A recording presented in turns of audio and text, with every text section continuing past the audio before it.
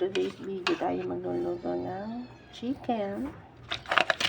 So, nilinisan muna natin to kasi pinahiwa natin. Natanggalan natin itong mga dugo-dugo. Wait lang.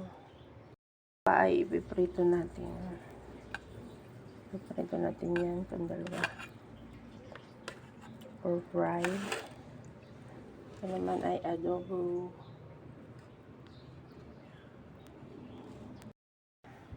Iwan na natin ang potato. Bilis bawang toyo.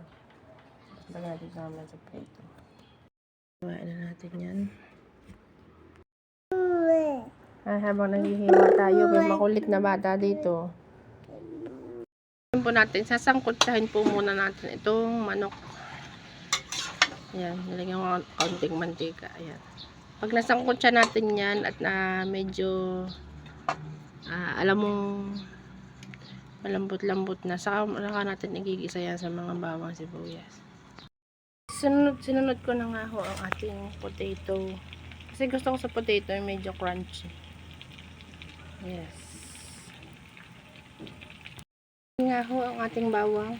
Pagkaantingin mo sa manok, ayan, medyo brownish na. Tapos ang potato ay medyo luto na. Ayan. Lagyan natin ang ating garlic. Sunod na natin ang ating sibuyas. Ayan guys, sunod na natin ang ating sibuyas.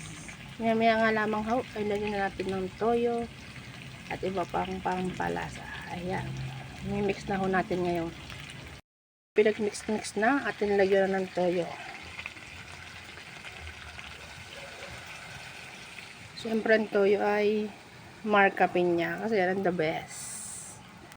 Tingin pa lamang ho, napakasarap na. Ay, wala pa ho yung suka. Maya ho para kasi pag nilagyan kagad natin ng suka ay baka naman di lumambot ang laman. Atin hong iintayin maya lang ho. Atin mo nang tatakluban. Luto na.